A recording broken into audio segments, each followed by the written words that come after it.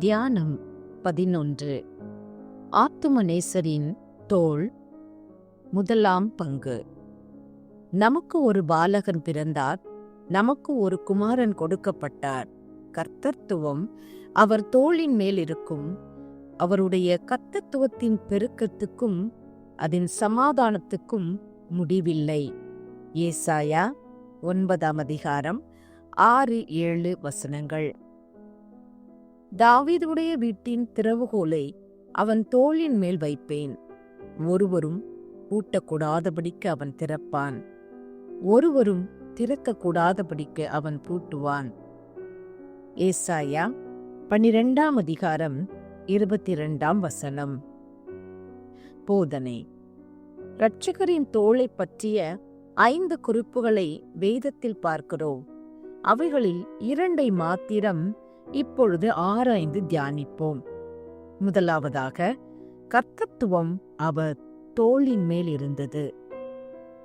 இயேசுவின் மனுடாவதாரத்துக்கு முன்னிருந்த ஏசாயா இப்படி தீர்க்க தரிசனம் உரைத்தார் என்று மேலே காட்டிய வேத வாக்கியத்தால் விளங்கும் கர்த்தத்துவம் என்பது ஆளுகை அல்லது அரசாட்சியை குறிக்கும். இரட்சகருடைய மனுடாவதார காலத்திலும் அவர் தோளின் மேல் கர்த்தத்துவம் இருந்ததென்றே சொல்ல வேண்டும். இஸ்ரவேலருடைய முதலாம் ராஜாவாகிய சவுல் மாம்சத்தின்படி எல்லா ஜனங்களும் அவன் தோளுக்கு கீழாயிருக்கத்தக்க உயரமுள்ளவனாயிருந்தான். இயேசு கிறிஸ்து மனுஷீகத்தின்படி எப்படியோ தோளில் கர்த்தத்துவம் உடையவராய் விளங்கியிருக்கிறார். கீழ்த்திசை சாஸ்திரிகள் இரட்சகரின் பாலிய தோளில் இருந்த கர்த்தத்துவத்தால் சாஷ்டாங்கமாய் விழுந்து அவரை பணிந்து அவர் முன் தங்கள் காணிக்கைகளை படைத்தார்கள் எனலாம். செபதேவியின் மனைவி அவருடைய தோளின் கர்த்தத்துவத்தை எப்படியோ கண்டு ஒரு நாள் இரட்சகரண்டை போய், உம்முடைய ராஜ்யத்திலே என் குமாரரில் ஒருவனுக்கு உமது வலது பாரிசத்தையும் மற்றவனுக்கு உமது இடது பாரிசத்தையும் கொடுக்க வேண்டும் என்று கேட்டாள். நாத்தான் வேலும் பல வழிப்போக்கரும் இயேசுடைய தோளின் கர்த்தத்துவத்தை கண்டு அவரை இஸ்ரவேலின் ராஜா என்று அழைத்திருக்கிறார்கள். 5000 பேர் ஒரு நாள் கூடி இயேசுவை ராஜாவாகும்படி பிரயத்தனப்பட்டது அவருடைய தோளின் கர்த்தத்துவத்தினாலேதான். இயேசு சிலுவையில் தொங்கின போதும் அவர் கர்த்தத்துவம் மாறவில்லை. அதை கண்ட கள்ளன், ஆண்டவரே, நீர் உம்முடைய ராஜ்யத்தில் வரும்போது அடியேனை நினைத்தருளும் என்று கேட்டான். இரட்சகர் உயிர்த்தெழுந்த பின்பு அவர் தோளின் மேல் மகத்துவமாய் விளங்கின கர்த்தத்துவ மாட்சிமையை கண்ட எண்ணிறைந்த பக்தர் அவரை பார்த்து, ஆண்டவரே, இக்காலத்திலா ராஜ்யத்தை இஸ்ரவேலுக்கு திரும்ப கொடுப்பீர் என்று கேட்டார்கள். நசரனாகிய இயேசு யூதருடைய ராஜா என்றெழுதி சிலுவையின் மேல் வைக்கப்பட்ட வாசகம் பரியாசத்துக்காக இருந்தாலும் தேவன் அதன் மூலமாய் அவருடைய தோளின் கர்த்தத்துவத்தை வெளிப்படுத்த சித்தம் கொண்டார் என்றும் சொல்லலாம். இரண்டாவதாக, ஒரு திறவுகோலும் அவர் தோளின் மேல் இருந்தது. பூர்வீகத்தில் ஆளுகையின் அடையாளமாக திறவுகோல் வழங்கப்பட்டது. இதை மேலே சொல்லிய கர்த்தத்துவத்தோடு சேர்ந்ததென்று சொல்லிவிட்டாலும் குற்றமில்லை.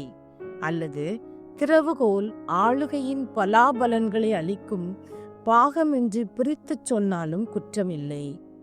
ஆண்டவருடைய தெய்வீக ராஜ்யத்தின் பலாபலன்கள் குணப்படுகிற பாவிகளுக்கு பாவங்களை மன்னிப்பதும் குணப்படாதவர்களை நரகத்தில் தண்டிப்பதுமே. இவை 2 அதிகாரங்களும் நமது இரட்சகருக்கு உண்டு.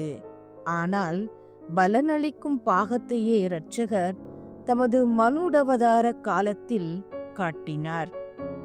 பாவ மன்னிப்பே இயேசுவின் மனுடவதார காலத்தில் அவர் தோளின் மேல் இருந்த திறவுகோல். இந்த திறவுகோலை இயேசுவின் பாலிய தோளில் கண்ட சிமியோன், சகல ஜனங்களுக்கு முன்பாக ஆயத்தம் பண்ணின இரட்சணியத்தை என் கண் கண்டது என்றான். இந்த திறவுகோலை ஆத்தும நேசர் தமது தோளில் வைத்துக்கொண்டே நமக்கு பாவங்களை மன்னிக்க அதிகாரம் உண்டென்றும் உன் பாவங்கள் உனக்கு மன்னிக்கப்பட்டன என்றும் சொன்னார். இந்த திறவுகோலை உடையவராக இயேசு இன்றைக்கும் பரலோகத்தில் நிற்கிறார்.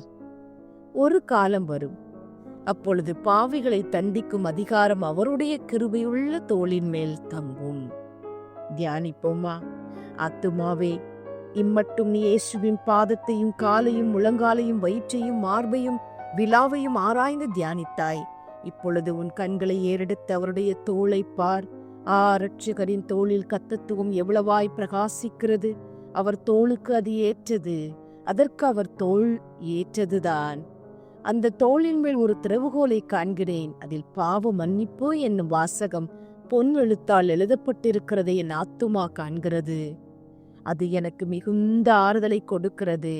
என் ஆத்துமாவை துரத்தி வேட்டையாடும் துஷ்ட சிங்கமாகிய பிசாசானாலும், லோகமானாலும், மாம்ச இச்சைகளானாலும், மற்றெந்த பாவங்களானாலும் வந்தால் என் இரட்சகர் அந்த திறவுகோலால் தமது கிருபையின் கோட்டையை திறந்து என்னை உள்ளே தள்ளி கதவை பூட்டி விடுவார். பிசாசே, நீ அப்பொழுது என்ன செய்வாய்? அங்கேயும் வருவாயோ? ஒருவரும் திறக்கக்கூடாதபடி பூட்டிவிடும் திறவுகோல் என் இரட்சகர் தோளின் மேல் இருக்கையில் உன்னால் என்ன ஆகும்? போ சாத்தானே, போ. விசுவாசத்தால் தொங்குதல். தொங்கினேன் தோளின் மேல், தழுவினேன் பலமாய், ஆளுமேன் அன்பினால், பூட்டுமேன் தயவாய். ஜெபிப்போமா? கர்த்தத்துவத்தை தோளின் மேல் ஏந்தி கொண்டு மகத்துவமாய் விளங்குகிற இயேசு மகாராஜனே, பாவியாகிய அடியேனை உமது கர்த்தத்துவம் காத்து ஆளுவதாக. உமது அரசாட்சியின் பலனாகிய பாவ மன்னிப்பாலும் இருதய சமாதானத்தாலும் என் ஆத்தும நகரம் சுகமாய் தங்கும்படி கிருபை செய்யும். நித்திய ஜீவ வாசலின் திறவுகோலையுடைய இரட்சகா, கிருபையாய் எனக்கு மோட்ச வாசலை திறந்திரலும். இரட்சகா, நீரே அடைக்கலம், இரட்சகா நீரே தஞ்சம், இரட்சகா நீரே புகலிடம். திறவுகோல் உமது தோளில் இருக்கையில் நான் எவ்விதமாய் உட்பிரவேசிப்பேனா? கிருபையுள்ள இரட்சகரே, பாவியாகி என்னை தள்ளிவிடாமல் ஏற்றுக்கொள்ளும். பிதா, குமாரன், பரிசுத்த ஆவியின் நாமத்தினாலே ஆமேன். துதிப்போமா? தேவாதி தேவனை துதியுங்கள், அவர் கிருபை என்றும் உள்ளது. கர்த்தாதி கர்த்தரை துதியுங்கள், அவர் கிருபை என்றும் உள்ளது. பரலோகத்தின் தேவனை துதியுங்கள், அவர் கிருபை என்றும் உள்ளது.